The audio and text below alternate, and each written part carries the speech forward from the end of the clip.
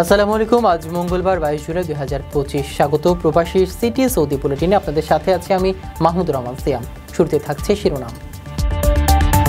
2026 সালের হজ নিবন্ধন কার্যক্রম শুরু, জমা দিতে হবে 4 লাখ টাকা। উত্তরার দুর্ঘটনার পরপরই জেদ্দাগামী বিমানের চাকা লিক, আতঙ্কে যাত্রীরা। সৌদিতে বাবার মৃত্যুর পর বিমান দুর্ঘটনায় ছেলের মৃত্যু। বিমান দুর্ঘটনায় বাড়ছে উদ্বেগ, প্রতিরক্ষা খাতে নেই স্বচ্ছতা। দর্শক, দেখছিলেন শিরোনাম, এবারে বিস্তারিত। প্রিয় প্রবাসী, আপনার নিরাপদ ভবিষ্যতের জন্য অর্ধেক দামে আজই ফ্ল্যাট বুকিং করুন। ঢাকায় প্রবাসী সিটি দিচ্ছে সীমিত সময়ের স্পেশাল অফার। জমিও ফ্ল্যাট একসাথে। যোগাযোগ করুন স্ক্রিনে দেওয়া নম্বরে।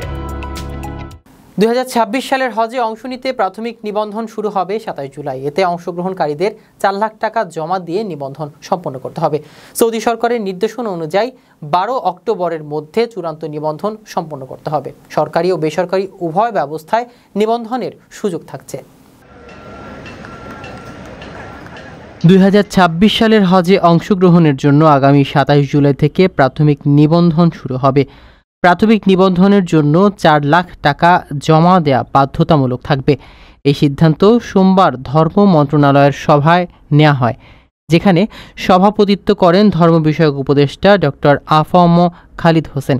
সৌদি আরবের নির্দেশনা অনুযায়ী 12 অক্টোবরের মধ্যে হজের চূড়ান্ত নিবন্ধন সম্পন্ন করতে হবে। প্রাথমিক নিবন্ধনের পরে নির্ধারিত সময়ের মধ্যে বাকি অর্থ জমা দিয়ে চূড়ান্ত নিবন্ধন করতে হবে। ধর্ম মন্ত্রণালয় শিগগিরই 2026 সালের হজ প্যাকেজ ঘোষণা করবে, যেখানে বিমান ভাড়া ও অন্যান্য খরচ নির্ধারণ করা হবে। সরকারি হজ যাত্রীরা ই-হজ সিস্টেম, লাব্বাইক mobile app, union digital system ও ইসলামিক ফাউন্ডেশনের অফিস থেকে নিবন্ধন করতে পারবেন। বেসরকারি হজে অংশগ্রহণকারীদের অনুমোদিত হজ এজেন্সির মাধ্যমে নিবন্ধন করতে হবে। সৌদি হজ মন্ত্রণালয় ফ্লাইট শিডিউল চূড়ান্তকরণ, কোরবানির টাকা, নুসুক মাসার প্ল্যাটফর্মের জমা এবং মেডিকেল ফিটনেস বাধ্যতামূলক করার নির্দেশ দিয়েছে। হজ ব্যবস্থাপনায় উন্নয়নে হাবের পক্ষ থেকে সময় বাড়ানো এবং হজ প্যাকেজের সময়সীমা কমানোর প্রস্তাব দেওয়া হয়েছে। বিদেশ থেকে প্রিয়জনকে উপহার পাঠান প্রবাসী শপের মাধ্যমে। যোগাযোগ করুন স্ক্রিনে দেওয়া নম্বরে। উত্তরায় বিমান বিধ্বস্তের পরেই ঢাকায় জেদ্দাগামী BG236 ফ্লাইটের চাকায় লিক ধরা পড়ে, যা ফ্লাইট বিলম্বের কারণ হয়। ত্রুটি থাকা সত্ত্বেও বিমানটি নিরাপদে জেদ্দায় অবতরণ করলে ফেরার ফ্লাইটের জন্য নতুন চাকা পাঠানোর প্রয়োজন। বর্তমানে নিরাপত্তার কারণে যাত্রীদের হোটেলে রাখা হয়েছে এবং ফ্লাইটটি 22 জুলাই রাতে জেদ্দা থেকে রওনা হবে। গতকাল ঢাকার উত্তর এলাকায় যুদ্ধবিমান বিধ্বস্তের মর্মান্তিক ঘটনার ঠিক পরেই আরেকটি বিমানে সমস্যা দেখা দিয়েছে। ঢাকা থেকে জেদ্দার উদ্দেশ্যে সিলেট হয়ে যাওয়া BG236 ফ্লাইটটি চাকার ত্রুটির কারণে 24 ঘণ্টা বিলম্ব নিয়ে রওনা দিয়েছে। সোমবার 21 জুলাই সন্ধ্যা 6:30টায় বোয়িং 773-100 এয়ারক্রাফট সিলেট থেকে উড্ডয়ন করার পর চাকায় লিক ধরা পড়ে। যাত্রীদের বরাত দিয়ে জানা যায়, ত্রুটির বিষয় সত্ত্বেও ঊর্ধ্বতন কর্তৃপক্ষ ফ্লাইটটিকে নিরাপদে জেদ্দা পর্যন্ত চালানোর অনুমতি দেন। নিরাপদে জেদ্দায় অবতরণের পর ফেরার ফ্লাইটের জন্য প্রস্তুতি নেওয়ার সময় চাকার সমস্যাটি গুরুতর হয়ে ওঠে। পাইলট ও গ্রাউন্ড ইঞ্জিনিয়াররা প্রায় 2 ঘণ্টা চেষ্টা করেও ত্রুটির সমাধান করতে পারেননি। বিমান কর্তৃপক্ষ জানায়, নতুন চাকাটি জেদ্দায় পাঠানো হবে এবং সেটি রিপ্লেস করে ফ্লাইটটি ঢাকার উদ্দেশ্যে রওনা হবে। এ কারণে ক্রু ও যাত্রীদের হোটেলে থাকার ব্যবস্থা করা হয়েছে।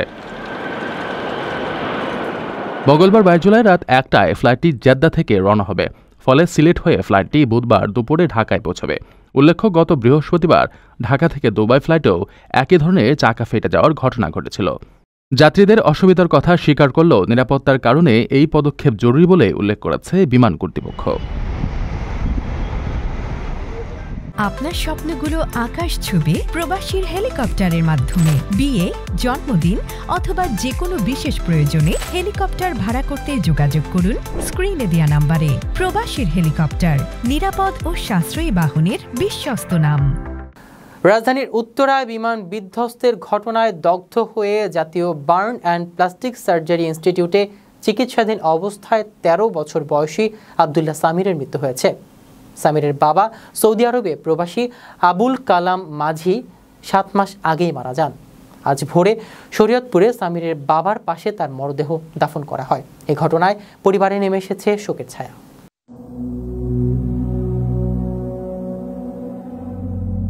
রাজধানীর উত্তরায় মাইলস্টোন স্কুল অ্যান্ড কলেজ ক্যাম্পাসে বিমান বিধ্বস্তের ঘটনায় দগ্ধ হয়ে চিকিৎসাধীন 13 বছর বয়সী আব্দুল্লাহ সামিরের মৃত্যু হয়েছে। গত সোমবার রাত 11টার দিকে জাতীয় বার্ন অ্যান্ড প্লাস্টিক সার্জারি ইনস্টিটিউটের চিকিৎসাধীন অবস্থায় তার মৃত্যু হয়। সামির মাইলস্টোন স্কুলের 6ষ্ঠ শ্রেণীর ছাত্র। তার গ্রামের বাড়ি শরীয়তপুরের ভেদরগঞ্জ উপজেলার মাঝিকান্দি গ্রামে। বাবা সৌদি আরবে প্রবাসী আবুল কালাম মাঝি গত 7 মাস আগে মারা যান। মা জুলেখা বেগম, 2 ভাই ও 1 বোনের মধ্যে সামির ছিলেন সবার ছোট। ঘটনার দিন স্কুলে বিমান বিধ্বস্ত হলে সামির আগুনে দগ্ধ হন। তার মাকে ফোন করে শ্বাস নিতে কষ্ট হওয়ার কথা জানান এবং দ্রুত হাসপাতালে নিয়ে যাওয়ার জন্য আকুতি জানান, কিন্তু অ্যাম্বুলেন্সে এসি না থাকায় তার কষ্ট আরও বেড়ে যায়। সামির বারবার জিজ্ঞেস করছিল হাসপাতাল পর্যন্ত কত সময় লাগবে, কেন এত দূরে। সামিরের মা কাঁদতে কাঁদতে বলছিল ছেলেটি বিদেশে চিকিৎসার জন্য তাকে নিয়ে যাওয়ার কথা বলছিল। 22 জুলাই ভোরে শরীয়তপুরে সামিরের মরদেহ দাফন করা হয়। পরিবারের সদস্যরা ওই ঘটনায় গভীর শোক ও উদ্বেগ প্রকাশ করেছে। তারা জনবহুল এলাকায় বিমান প্রশিক্ষণের বিষয়ে যথাযথ নিরাপত্তার দাবি জানিয়েছেন। প্রিয় প্রবাসী, আপনার নিরাপদ ভবিষ্যতের জন্য অর্ধেক দামে আজই ফ্ল্যাট বুকিং করুন। ঢাকায় প্রবাসী সিটি দিচ্ছে সীমিত সময়ের স্পেশাল অফার। জমি ও ফ্ল্যাট একসাথে। যোগাযোগ করুন স্ক্রিনে দেওয়া নম্বরে। উত্তরায় সাম্প্রতিক F-7BGI যুদ্ধবিমান দুর্ঘটনার পর বাংলাদেশ বিমান বাহিনী ব্যবহৃত পুরনো প্রযুক্তির বিমানের কার্যকারিতা নিয়ে প্রশ্ন উঠেছে। জনমনে উচ্চ মূল্যের বিনিময়ে কেন আধুনিক যুদ্ধবিমান কেনা হচ্ছে না তা নিয়ে আলোচনা শুরু হয়েছে। বিশেষজ্ঞরা বলছে চীনা তৈরি F-7BGI তুলনামূলক সাশ্রয়ী হলেও পুরনো কাঠামোর ওপর নির্মিত হওয়ায় দুর্ঘটনার ঝুঁকি থেকেই যায়। এমন প্রেক্ষাপটে চলতি বছরের জানুয়ারিতে বাংলাদেশের একটি উচ্চ পর্যায়ের প্রতিনিধি দল পাকিস্তান সফরে গিয়ে JF-71 থান্ডার যুদ্ধ বিমান কেনার আগ্রহ প্রকাশ করে। পাকিস্তান ও চীনের যৌথভাবে তৈরি এই মাল্টি রোল ফাইটার জেটটি অত্যাধুনিক প্রযুক্তি সম্পন্ন। তবে ভারতের আপত্তির কারণে বাংলাদেশের সিদ্ধান্ত গ্রহণ প্রক্রিয়ায় বাধা আসছে বলে অভিযোগ রয়েছে। এই প্রেক্ষাপটে বিশ্বের বিভিন্ন প্রবাসী বাংলাদেশিরা আধুনিক প্রতিরক্ষা ব্যবস্থার পক্ষে মত দিচ্ছেন। তারা মনে করেন বৈদেশিক মুদ্রা প্রেরণকারী এই জনগোষ্ঠীর প্রত্যাশা তাদের কষ্টার্জিত অর্থ যেন নিরাপত্তা ও আধুনিকায়ন যুক্তিপূর্ণভাবে ব্যবহৃত হয়। বাংলাদেশের প্রতিরক্ষা নীতিতে স্বচ্ছতা ও আধুনিকায়নের গুরুত্ব আরও বেড়েছে। দর্শক দেখছিলেন প্রবাসী সিটি সৌদি বুলেটিন। শেষ করার আগে শিরোনামগুলো জানিয়ে দিচ্ছি আরও একবার। 2026 সালের হজ নিবন্ধন কার্যক্রম শুরু, জমা দিতে হবে 4 লাখ টাকা।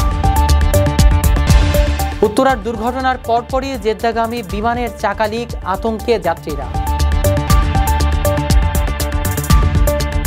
সৌদিতে বাবার মৃত্যুর পর বিমান দুর্ঘটনায় ছেলের মৃত্যু। বিমান দুর্ঘটনায় বাড়ছে উদ্বেগ, প্রতিরক্ষা খাতে নেই স্বচ্ছতা। এই ছিল সৌদি বুলেটিনের আজকের আয়োজনে। প্রবাসের সর্বশেষ সংবাদ পেতে ভিজিট করুন www.probastime.net। সাবস্ক্রাইব করুন আমাদের ইউটিউব চ্যানেল এবং চোখ রাখুন ফেসবুক পেজে। পরবর্তী বুলেটিন দেখার আমন্ত্রণ জানিয়ে আজকের মতো বিদায় নিচ্ছি। সেই পর্যন্ত সবাই ভালো থাকবেন, নিরাপদে থাকবেন। আল্লাহ হাফেজ।